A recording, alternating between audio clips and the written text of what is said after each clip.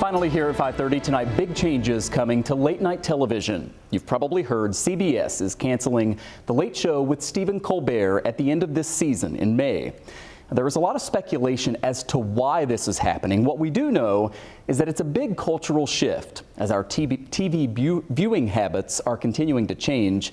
Gunderson is the executive director of the National Comedy Center here in Western New York, and she told the Associated Press in an article published across the country, quote, "Late night television has historically been one of comedy's most audience-accessible platforms, a place where commentary meets community night after night.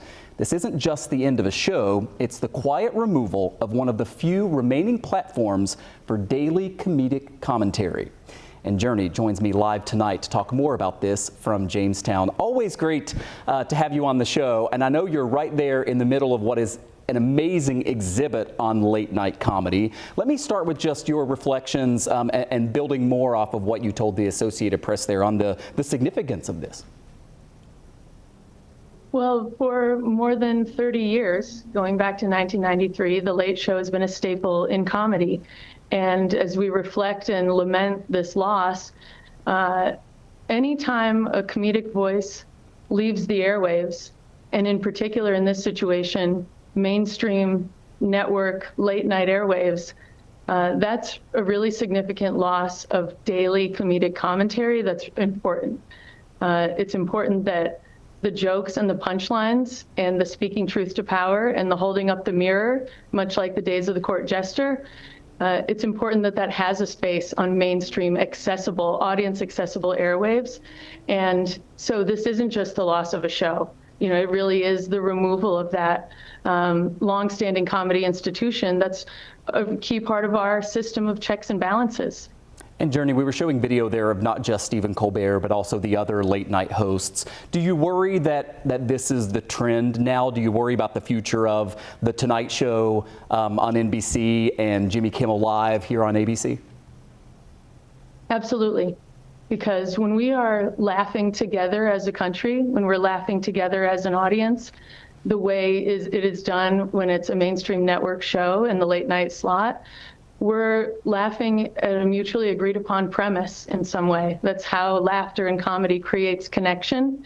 And so it's one of the few ways that, you know, whether it's regardless of the network, whether it's Johnny Carson or David Letterman or Stephen Colbert, we are doing something together as an audience when we are laughing at the day's news and processing what's happened.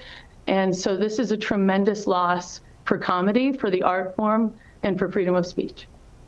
Yeah, and I think because of that storied history, which is documented, again, right behind you there, that's why this has sort of been so impactful across, you know, many generations and different demographics and stuff all across the country. Can you tell me a little bit about the late night exhibit there at the National Comedy Center in Jamestown?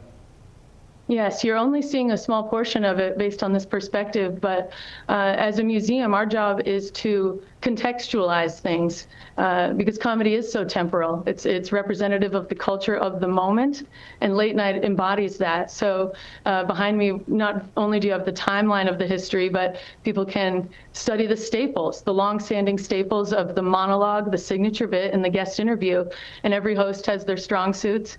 And over here, we have the camera that you can explore the studios with. And that is particularly meaningful right now because, of course, the Ed Sullivan Theater, Beyond Ed Sullivan, has been home again for more than 3 decades to David Letterman and Stephen Colbert. And comedy lovers and museum goers day in, day out can explore those sets and trigger hotspots and highlights in those shows' history right here behind me. And so our job is to make sure that the legacy of The Late Show on CBS, which, you know, we're all processing this news from just a few days ago, our job is to make sure that that legacy is upheld, celebrated, and reflected upon.